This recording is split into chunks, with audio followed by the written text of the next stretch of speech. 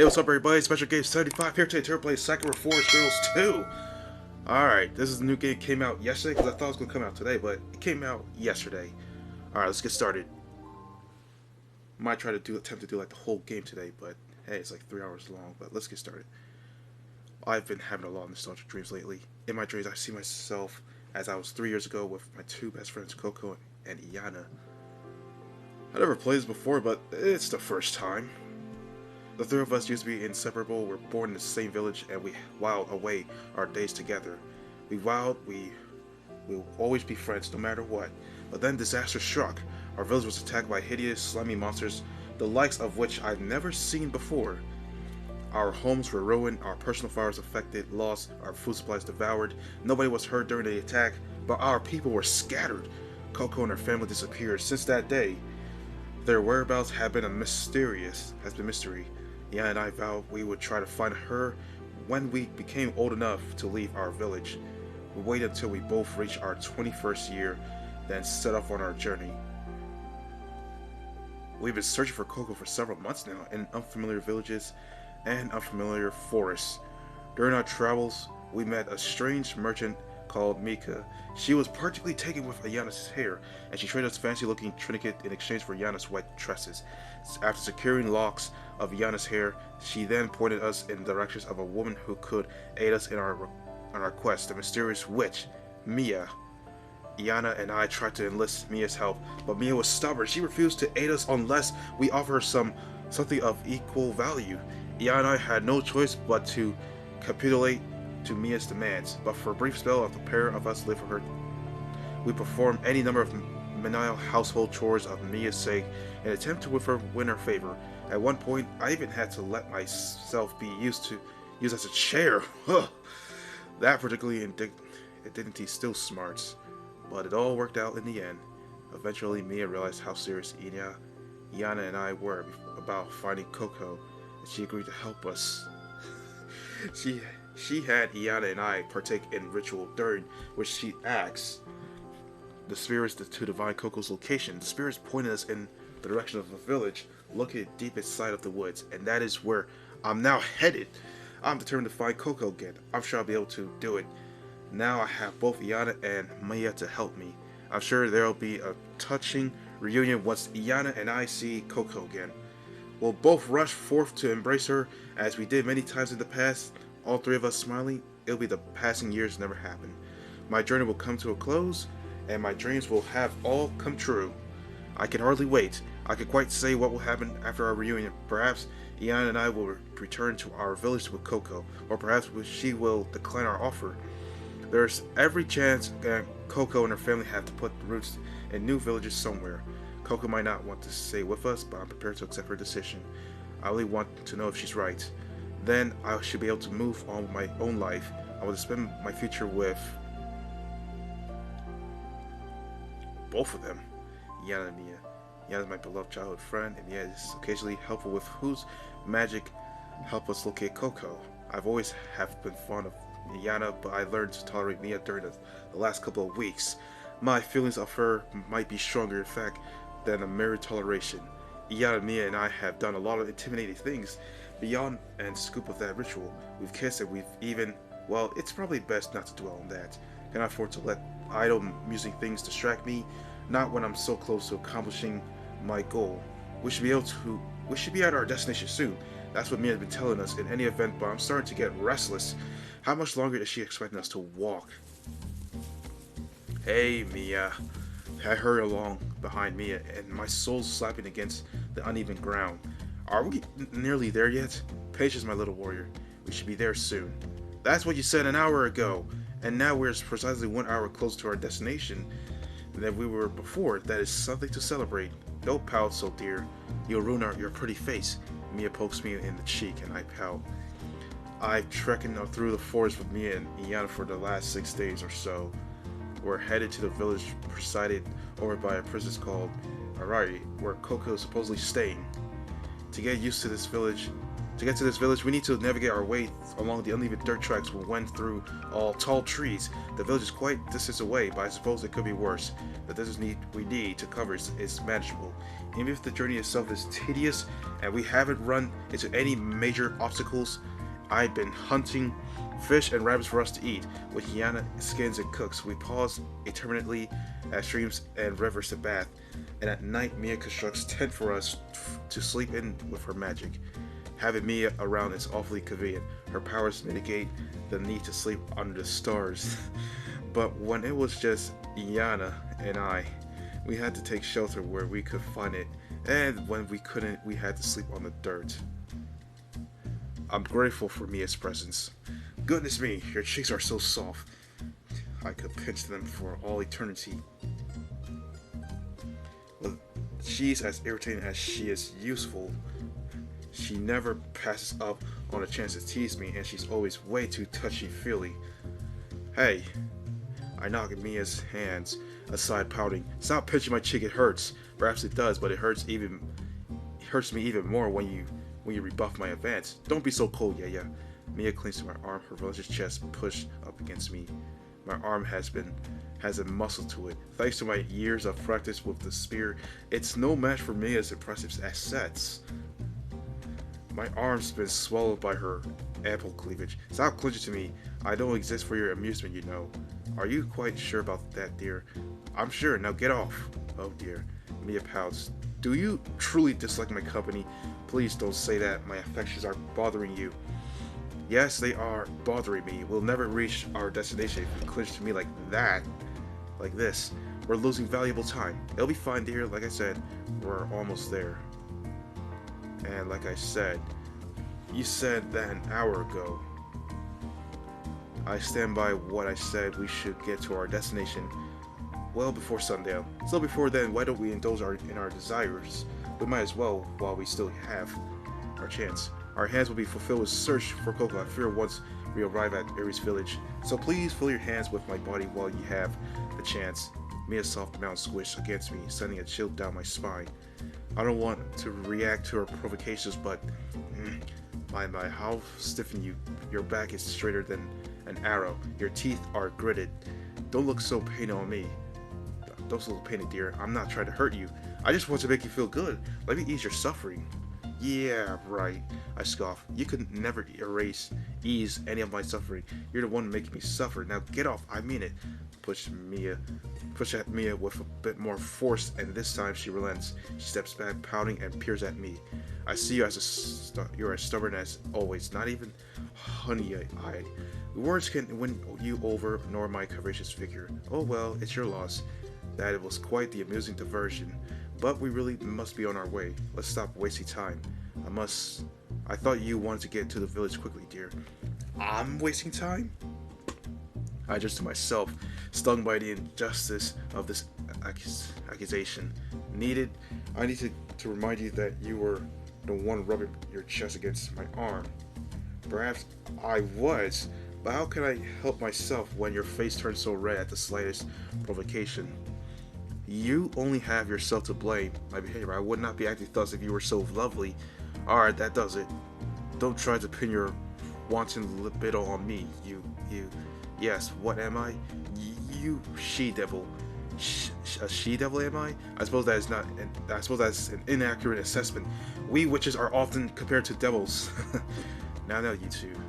Iana, my softly spoken childhood friend, pipes up, her blue eyes with concern.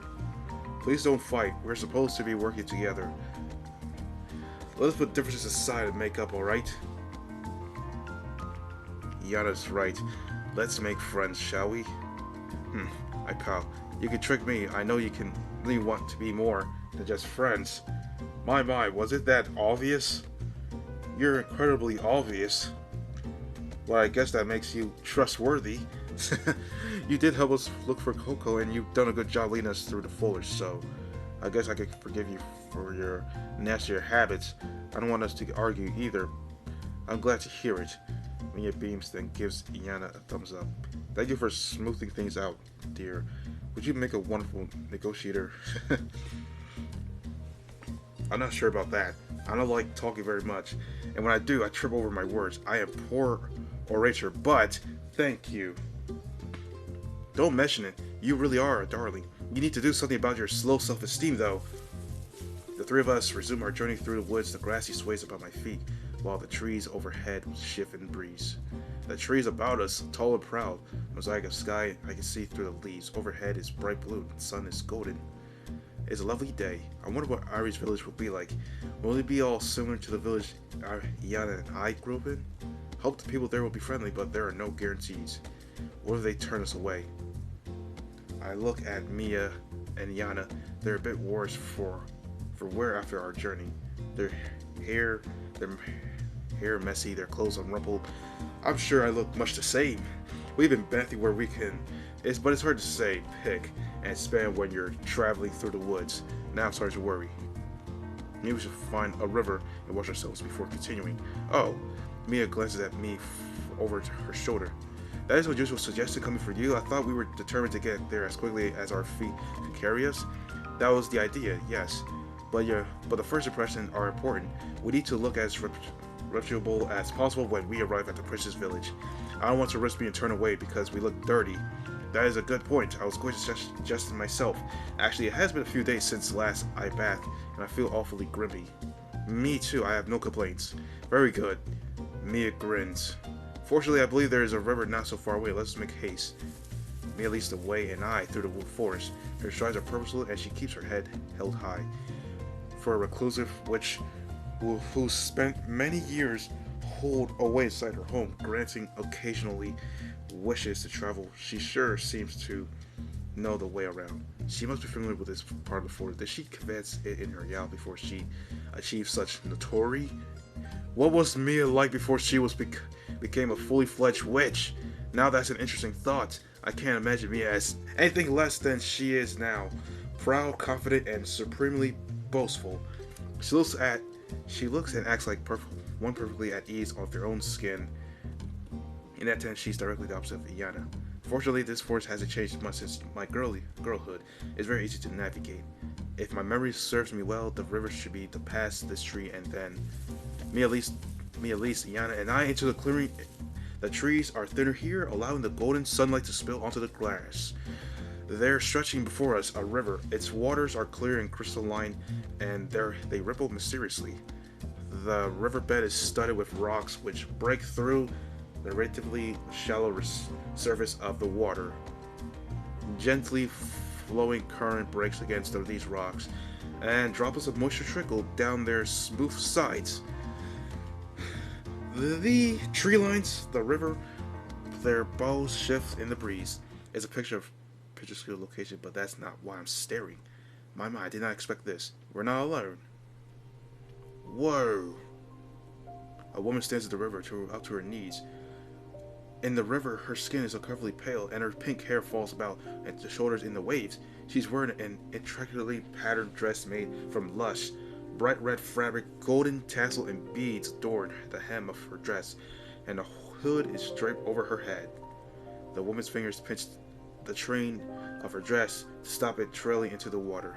I don't know how much about clothes, but her outfit looks expensive. It's not the sort of dress you think to wear to take a dip in the river.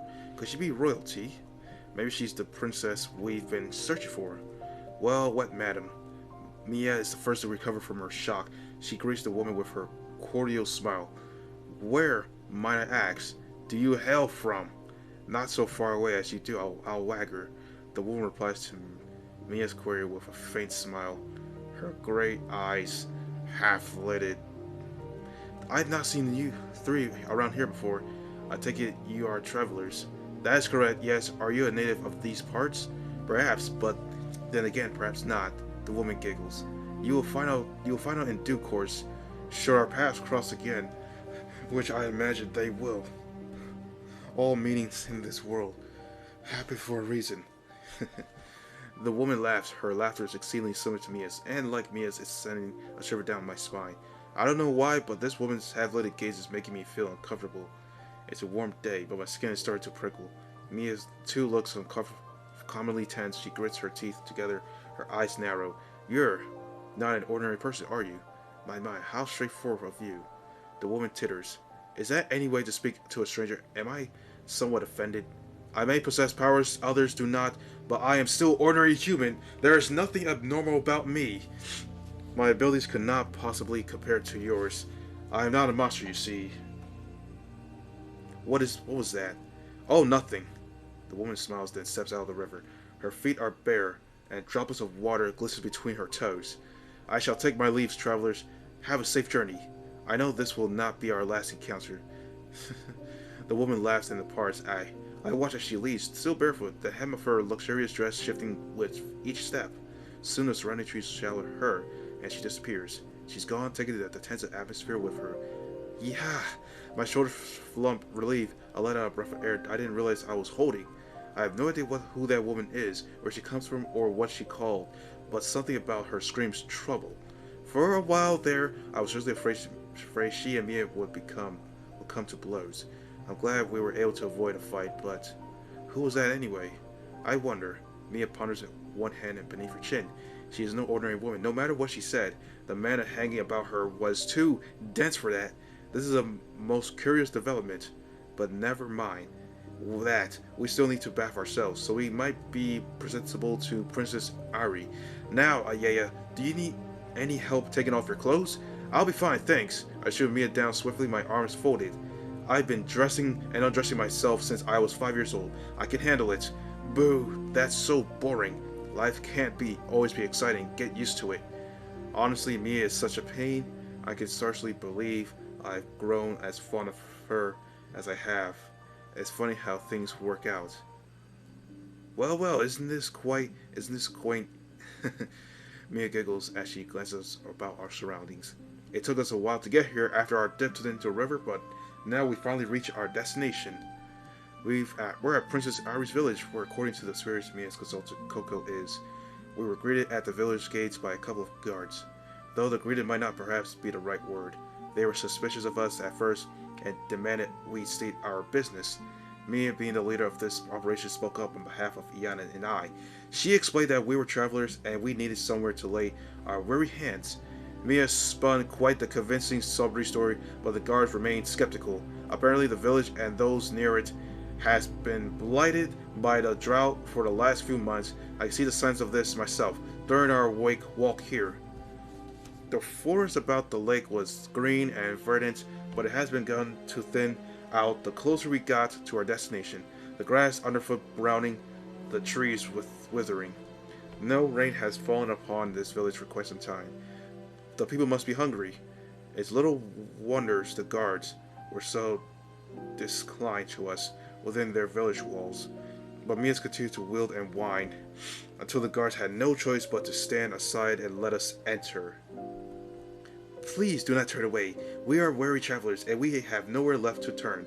We are perilously low on food, and if we're assigned to spend the night outdoors, we might die.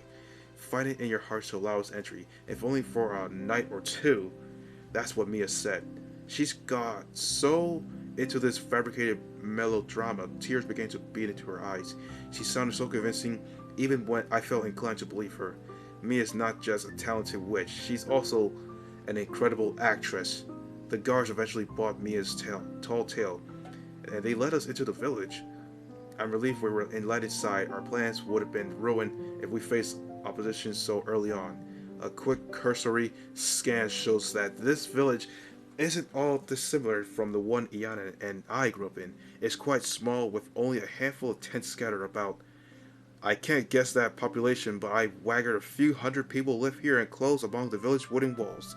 Judging by all tents, there could be about 300 or maybe 400 people in this settlement. Beyond the tents, I could farmland, which is also enclosed by the village's wooden walls. The fields look dry and barren, the earth cracked from intense sun. I can't imagine many crops grow here. A few cows and pigs can be seen in the pens by the fields, but they look skinny and emaciated. This village must be suffering a good deal, but you wouldn't think that to the looks at its villagers, they continue about their daily lives, uncomplaining, and a few even nod at us in acknowledgement as they pass us by. This village seems a friendly one on the whole. I'm glad Coco wound up at a place like this. If indeed she is here, she'd fit right at home among these smiling people. Do you think we'll find Coco here? We should. My rituals had never led me wrong before. Then let's start looking around.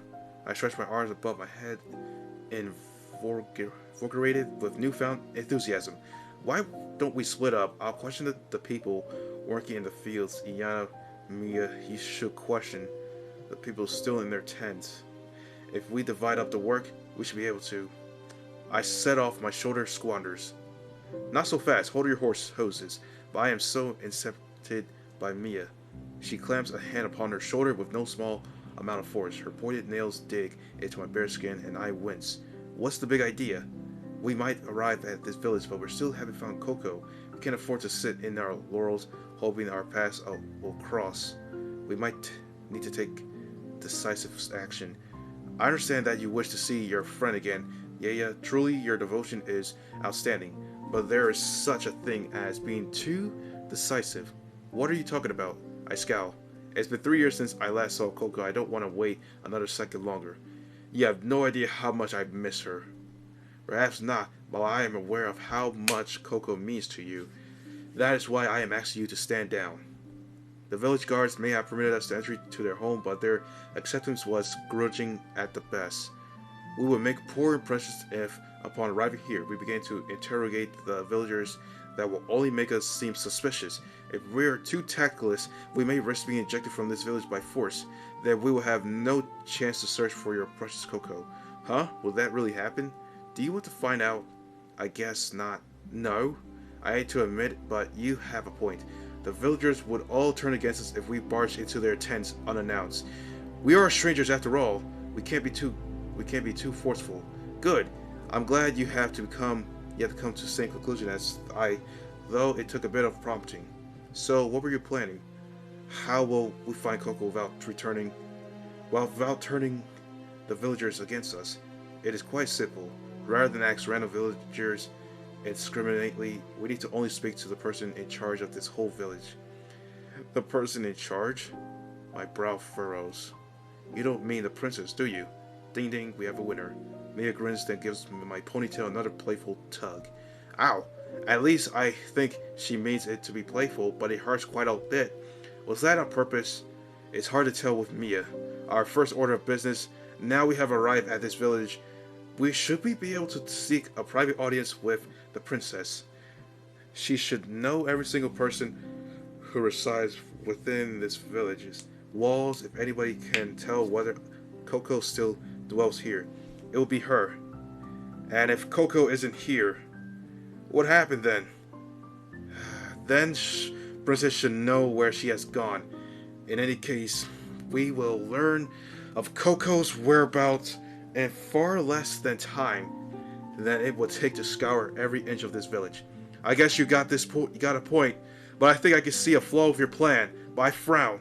You take it for granted that we'll get an audience with the princess, but isn't that presumptuous? I mean, she's a princess. Why would she talk to commoners like us? We're total strangers. There's no way she's willing to hear us out, right? If she wished to speak to somebody as exalted as she, shouldn't we be building a reputation in the community first? Perhaps we ought to help the farmers still to their fields or take on their quests. If we were on ordinary people, I should suppose that this is what we would have to do. Yes. Mia smiles coyly. But I am Mia, the fable witch, and I am not ordinary. I have no need to engage in pointless busy work like a common serf. I know what I'm doing, so please don't worry. You can't go wrong when you're with me. Wow, this is something. And yet, despite Mia's reassurance, hold it right there, strangers. Don't come another step closer. I'm not seen you around our village before. Your presence here is awfully suspicious. Who are you and what do you want? Say your piece or else we'll cut you down where you stand. My. Mia titters, one hand pressed to her mouth. As far as welcome goes, this leaves much as desired. You're even ruder than the guards stationed outside the village. At least they did not look at us with scorn. Somebody ought to teach you a few manners. Mia and Iana and I are standing outside a large tent in the center of the village. It seems Likely that this tent belongs to the leader of this village. Certainly ostentatious enough. Two women are stationed outside the entrance of the tent. They both have darkened skin. Double with white paint and dark hair, they clutch spears in their hands, which they point at us. These women wear identical expressions of disdain upon their faces, but the similarities between them don't end here. Their faces too are identical, from the color of their eyes to the curve of their noses. I think they must be sisters, twins even. I've heard it said that twins are omens of good fortune, but this set of twins, if they are twins, it's giving me ample cause to doubt that. They're looking at us like we're less than dirt. How dare you lecture us on how to behave? One of the twins glowers at Mia while brandishing her spear. You are outsiders. You ought to show us more respect. Outsiders we may be, but we mean to no harm. We travel far and we are wary.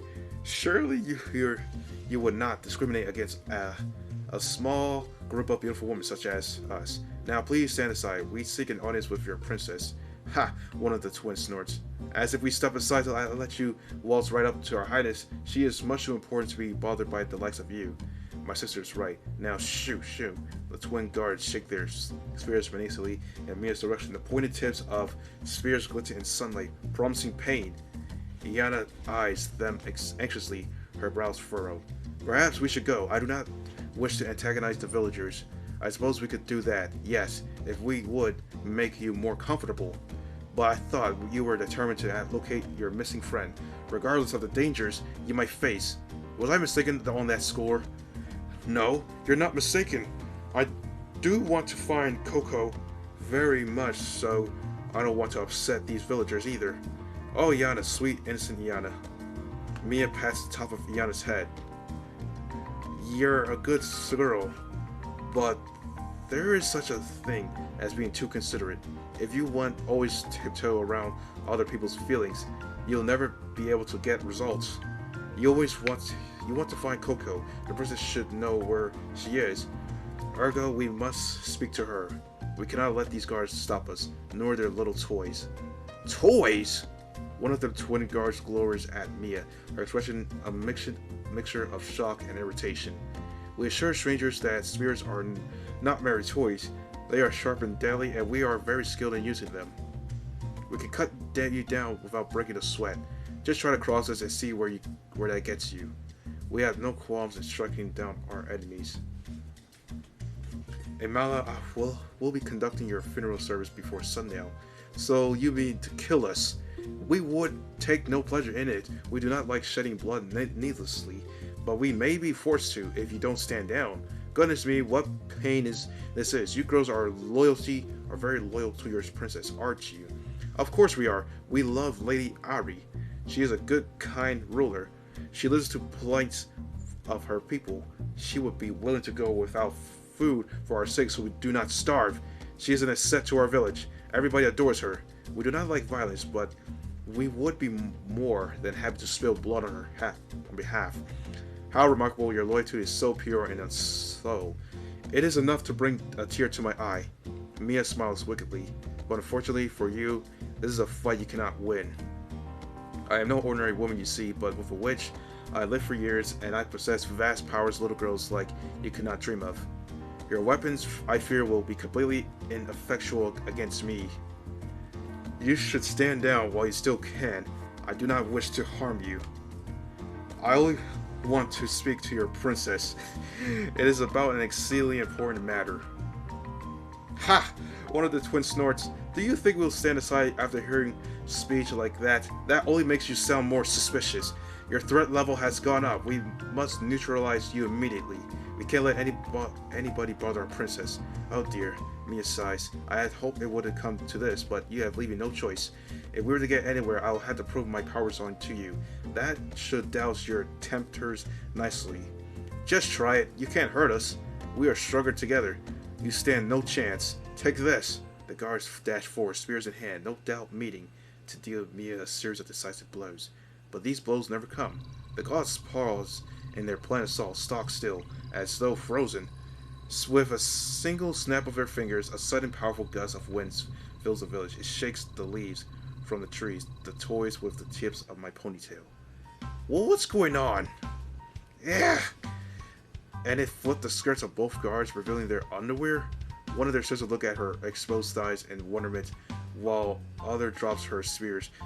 This sister's face is bright red, and tears are beginning to bead in her eyes. My panties, you can see them. You can see everything. Nobody will want to marry me like this. You, the first sister who I take to be the older two, glowers at Mia and her teeth gritted. Are you doing this? Oh yes, very good. What deductive prowess you possess. I see you're not as dumb as you look. What was that? Oh, nothing. I only meant to compliment your advanced reasoning skill, which are beyond all my expectations. As you can see, I can use my mana to control elements. I have studied the arcane arts for years, and such trifles come easily to me. I can make rain fall from the sky if given enough time, and I can conjure pillars of fire from the ground. This but a taste of power.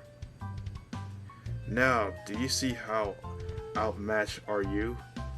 You won't set aside your weapon. I might be a witch, but I'm not a wick, but I don't want to do anything too nasty. If I put my weapon down, will you call off this unnatural breeze? You have my word. The guard unconvinced, but the desperate wail emit from her twin makes her reconsider. This is too much. I am sorry for disappointing you, mother. How could I ever walk around the village again? I'm ruined.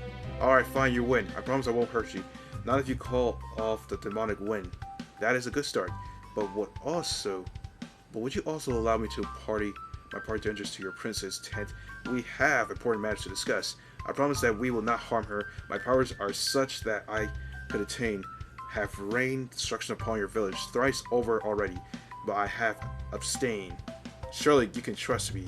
I trust you about as much as I trust a wolf, a hungry wolf. But I don't want to see my sister cry. I'm the oldest of siblings.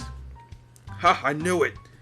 And I promised mother I would protect her, and I can't stop this wind on my own, so the guard heaves a sigh.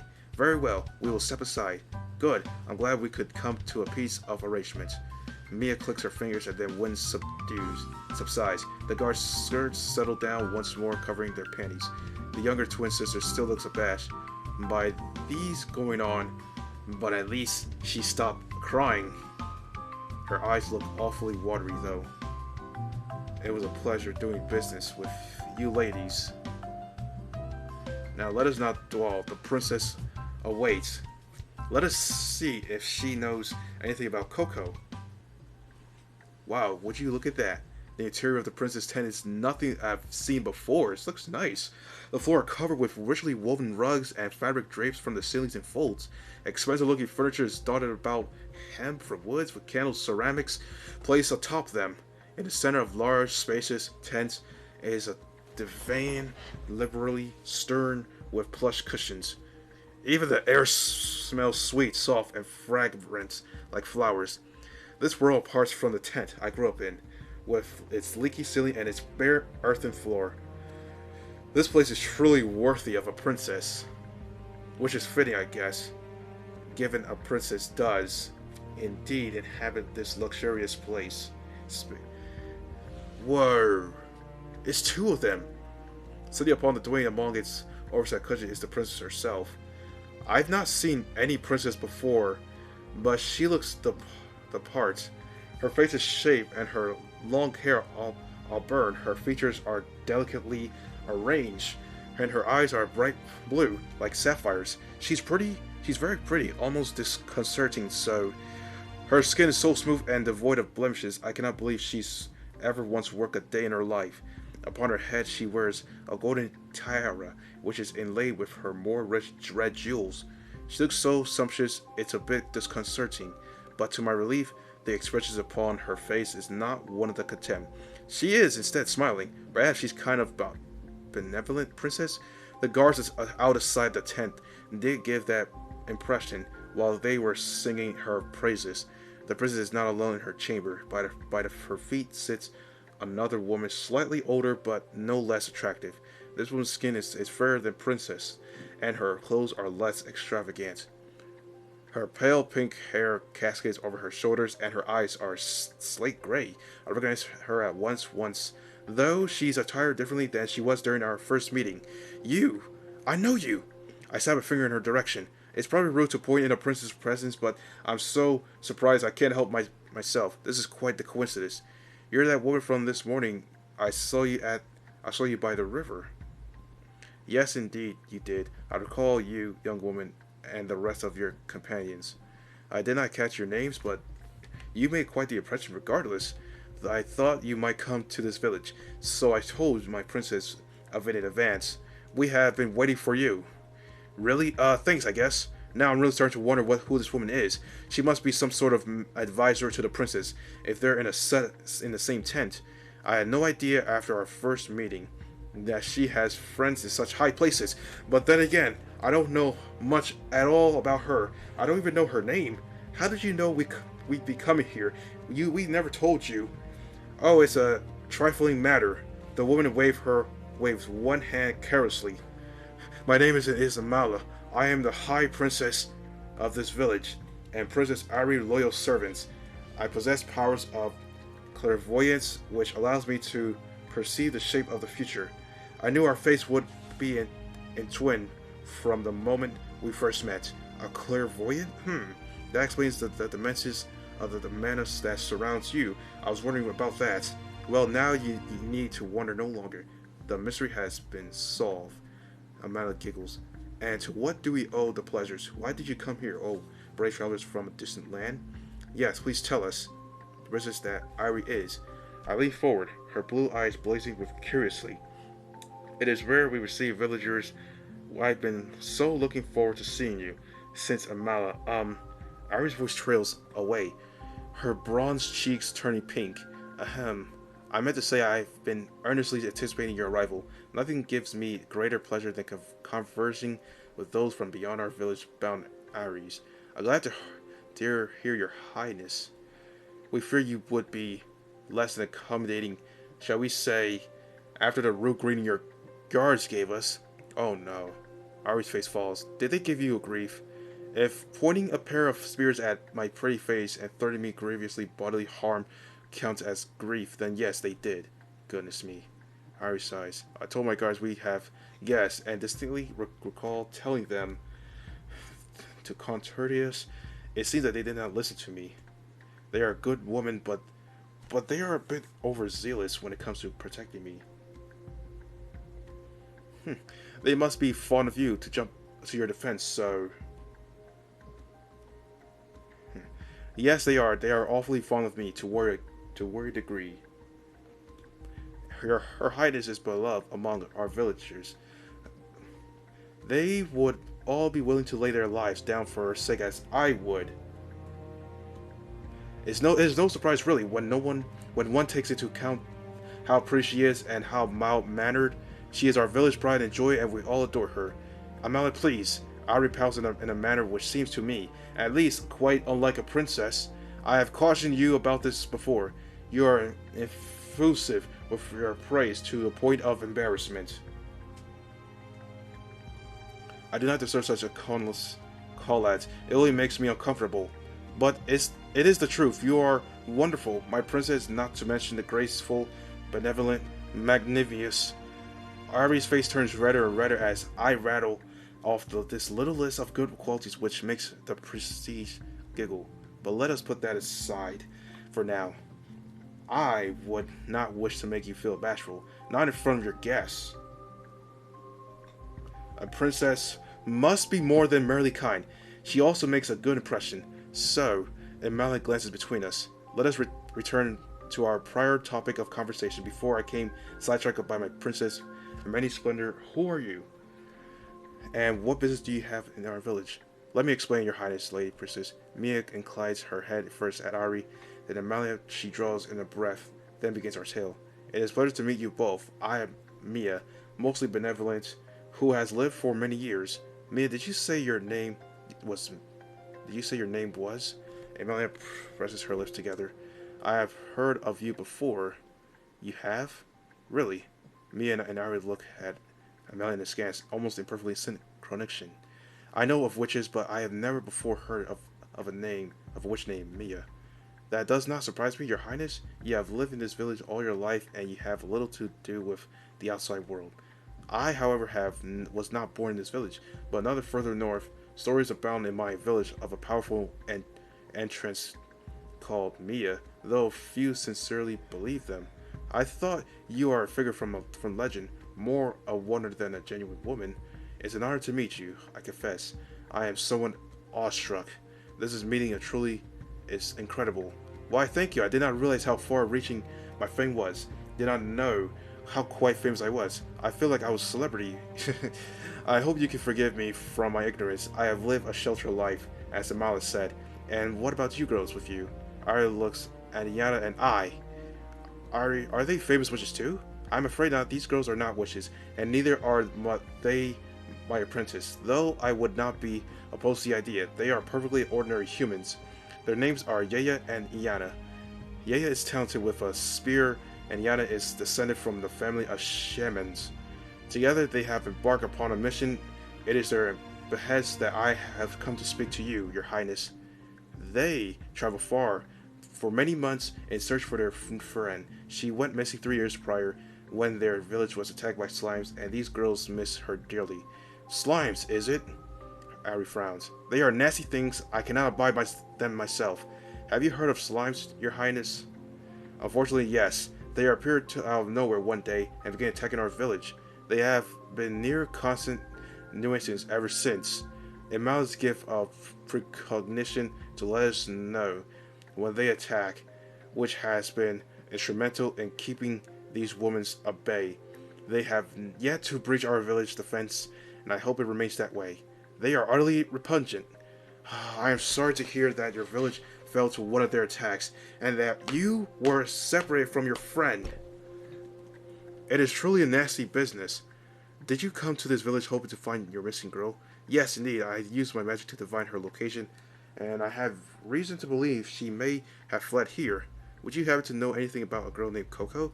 I waited for Aries' response to tenders. I don't want to get my hopes up, but...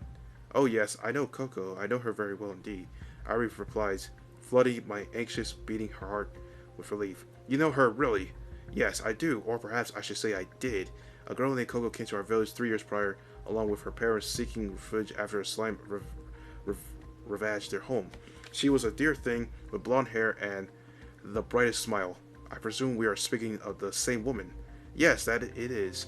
That's her. Oh, I can't believe it. It's this great, Iana, we finally found Coco. She was at this village all along. She's safe. I would not be too sure of that. What? My brow furrows. I can feel my joy sliding me off like an oversized mantle. What's wrong, Iana? Aren't you pleased? I am pleased to hear. She was unscathed after our village was attacked, but... Iana draws in a small breath, then turns to Ari. You said you knew Coco in the past tense. Not that you know her. Why is that? She has now left this village already, has she? Yes, indeed. Ari replies after a small pause. I take no pleasure in telling you this, particularly given how far you have traveled, but... Although a girl called Coco did live in this village, that is no longer the case. She was skilled archer, and she worked hard to guard our village. From enemies' attack, we grew very close, and she and I took great pains to pursue what she wanted for nothing. I wish to make her happy, Ari wishes, but I was not enough for her. 6 months prior, a traveling merchant came to our village. This merchant took a shine to Coco, and soon they became fast friends. When the merchant left the village, Coco accompanied her. She left her parents behind. Ari dips her in her head, her fingers clenching to fist upon her lap, her blue eyes hard and sad. And she left me too. What? Oh no! My disappointment surges inside me like an ocean wave. It hurts. If only Yana and I come to this village a few months prior, then we might have been able to catch her. It's too late for what ifs now, though she's gone and I have no idea where she might be. She's probably living a happy life wandering in the land like a nomad. With this mysterious merchant, but I can't bring myself to feel happy for her. Now, what are we going to do? Hey, Mia. Yes, what is it, Yaya? I just had a thought. Can't you conduct that ritual again If we ask the spirits where Coco is, I'm sure they'll reply. They already answered once, right? I could try, I suppose, but there are no complications. Like what? Everybody has their own unique aura which cloaks them during their day-to-day life.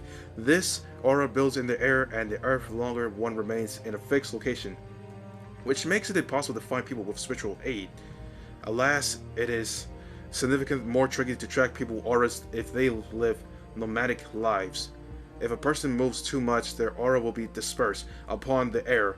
It will gutter out and die like the smoke from a burnt down candle. That must be why spirits pointed us in the direction of this village. Coco spent 2 years here, and the earth is still densely concentrated with her aura. There is a good chance where I conduct another ritual, it will give the same results. There is no guarantee we can find her now, even with my magic. No way. Why my shoulders slump? My last sliver of hopes has been a dash. Why has the world gone to be so cruel? It's almost like the universe is actually trying to prevent my reunion with Coco. Why I gotta jump through so many hoops to get what I am? Oh dear. Ari sighs. I can tell from your gloomy countenance that Coco must mean a good deal to you. I am sure you were even closer to her than I, given you were born in the same village. I miss her greatly myself, but I cannot even begin to imagine your suffering. I sympathize with you, truly, but please do not be discouraged. All is not lost. There is no way you may be able to find her yet. There is? I stare at Ari, eager for any crumbs of evidence that might aid us. Did Coco tell you where she was going? Not exactly. She herself did not know her destination, given the merchant's flaky nature. But did she tell me the name of the village merchant calls home and when she is not selling her worries? This village is not so far away. If you were to go there, you may find clues to ask Coco whereabouts or Coco herself. I would have gone to check this village myself, but for my duties as a princess, I am not permitted to leave the walls of my own village for as long periods of time. I cannot venture forth, but you can in my stead. I will be happy to point you in the direction of this village, but first I will ask you to help me. Ah, I see. Are you trying to strike a deal with us, Your Highness? Her heir nods. I am not proud of this. I do not wish to use Coco as a bargaining chip. I think it's grossly unfair, given how much you care for her. If I had my own welfare to think of, I would give you advice you seek in a heartbeat. But alas, I am a princess, but must be head need of people before my own and of those strangers like yourselves. The truth is, my village is in precocious state. There has been no rain for the last 3 months, and our crops are dying. The rivers that border our village are dry, and trees in the forest do not bear fruit. We are running preciously low on supplies, and I fear my people will soon go hungry. We need all help we can get. We may even need divine intervention. Ari bows her head to Mia. Imala said, you are a great witch, and have not heard of your legends, but I have no reason to disbelieve the words of my highest priest. Would it be within your power to bring forth the rain so our crops might flourish once more? If you can do that, I will find Coco, I promise you that. I strive to an upstanding woman in all respects, and I will never go back on my word. My, you do not beat around the bush, do you? It is quite the ultimatum. I know I am asking a lot, but I am desperate. Can you do it? Yes. Summoning the rain is within my abilities, but it is a complex piece of magic which requires a good deal of energy. I have not used any magic that powerful in a while. I fear I may be somewhat rusty. I will need to spend a few days meditating to shore up my strength. And if the spell is succeeded, we shall need to conduct the ritual. The spirits are faintly creatures and they will require offerings. We must attire ourselves, a fanari and incense in their honor. It will take some time to prepare. Are you willing to do that? Of course, I would do anything to help my people. Then I suppose I can acquiesce to your demands. Your Highness, it will take perhaps weeks until I am ready to conduct a ritual on this scale, but I shall do it. I cannot turn down a request from such a pretty girl. For the time being, I shall pledge my allegiance to you. Mia crouches on one knee, one hand her chest. It's so unlike Mia to kneel before and anybody that I glop, but I do not get along to drink in this unfamiliar sight. Come on, Yana. You must kneel before the princess too. We must show her how serious we are being about this. Oh yes, of course. I apologize for my rudeness, Your Highness. Same here, I'm sorry. Oh boy. I get on my knee, as does Iana. Together, the three of us crouch before Ari. I hope this gesture of deference is enough to prove how serious we are. I'll do anything to help Ari, no matter how backbreaking I push myself to the limits acts, and I wouldn't let a single complaint pass my lips. I can endure any hardship. At the end of it, she'd give me a hint about Coco's whereabouts. I can let this journey end in a failure. We've come too far to give up. My, this is quite the sight I've never imagined. The infamous witch, Mia, would one day bow before me. It is a novel experience, and I must say it is not all unpleasant. I could get used to this. And Malice giggles, then looks at Ari. Is this wonderful, Highness? 3 talented, capable women are pledging their labor to you. You must be delighted. Yes, indeed. I did not think things would go far this smoothly, but thank you, you 3, for your cooperation. I look forward to working with you. Do your best to appease me, and I shall hasten to uphold my side of the bargain. Together we can save my village, and I am sure we can find Coco too. Let us all do our best. So what do you think of the princess? She is quite a dear, is she not? Yes, indeed. She seems a most agreeable person, despite her affections and grandeur, and it does not hurt her face. It is so lovely-dovey. Isn't it, though? She could put the goddess themselves to shame. Amala giggles, one hand pressed to her mouth. Now it falls upon to your guide. I will show you around our village to the best of my ability, but first, there is something I wish to say to you. Yes. Mia narrows her eyes. What is it? Oh, it's nothing so serious. You don't need to put a pole face. What I wish to say regards the princess, I know she would embarrass were anybody overhear this. Amala glances over her shoulder at the twin guards still stationed outside the princess' tent. So, I shall try to be discreet. Please come closer, my troubles, and lend me your ears. I obey, as does Iana. Mia seems a bit more dubious. She shrugs her aside her concerns and inches closer to Amala. What is it you want to say? Please hurry, for time is weary on. How impatient you are. Hastiness is not a trait I am fond of, but as your hostess, I shall comply. I want to only thank you for agreeing to help us. If you can alleviate the awful drought which has blighted our crops, it would be appreciated. Amala's voice drops to a whisper, low enough that it should be inaudible.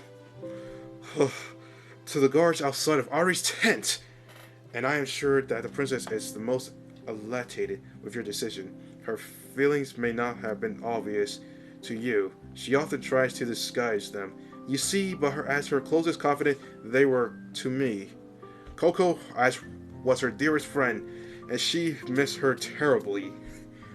They would often sit and talk in the princess' bedroom about all kinds of things. They went for walks, comb one another's hair, and I believe they even slept together. Wow, my cheeks are pink. I didn't know they had that kind of relationship. Goodness me. Emma raises a brow. What are you referring to exactly? Well, you know, when you say sleeping together, I don't know. It sounds kind of intimidating. Huh. And Mama blinks, then she grins. Oh yes, I suppose it does. I can see why you have misinterpreted my word, but I did not mean it quite like that. Close they were, though their relationship was not enormous. It was purely platonic. Oh, right. I sigh. I guess I was getting kind of carried away. You really are a dirty girl, yeah. Mia nudges me with her elbow.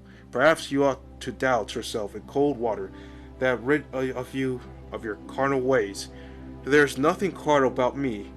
I made a mistake. It's all stop grinning like that. If anybody needs to take a dip in cold water, it is you. You're way lewder than I am. How cruel you are. Is that any way to address a woman allowed to sleep under her roof for 2 weeks? I hurt, would throw kindness back in my face like that. It would take a pair of you of an interest, much like that of the princess and Coco. You are so close, I feel almost jealous. And Mela giggles. Friendship is such a wonderful thing. It is truly a blessing. I hope you can bequeath some of this blessing upon the princess. She has precious few close companions, particularly now Coco has left. The other villagers revere her, but they do not regard her as a peer. They have spent their lives under rule of the princess, her family, and they prefer to keep their distance. The princess tries to remain stalwart, Bless her heart, but she's still a young girl, and it's clear she has been suffering. Alright, guys, so for now, I'm going to turn off the mic and I'm going to continue off of here so you guys can just like enjoy the video and read because I got to take a break.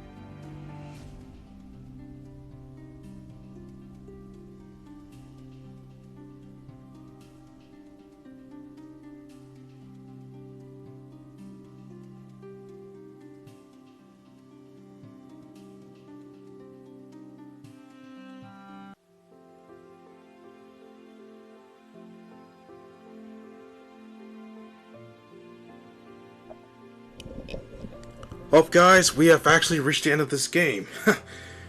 Looks like I beat it in under 3 hours. Yes, I didn't feel like reading the rest because I was going to get so tired and boring for that. Sorry about that, guys, but I'm glad I read the beginning parts. And that is the end of Sakura Forest Girls 2. I never played the first one, but this is the end of the second one. Yep, this is the end, everybody. Thank you for playing. Yep, this is the end, guys. Wow. So, yeah, that's the end of Sakura Force Girls 2. So, yeah, so thank you everyone for watching this video. I know this is a long-ass video today. It's more than, like, nearly 3 hours long. So, thank you everyone for watching this video today. Don't forget to like, comment, subscribe, and I'll see you guys in the next one.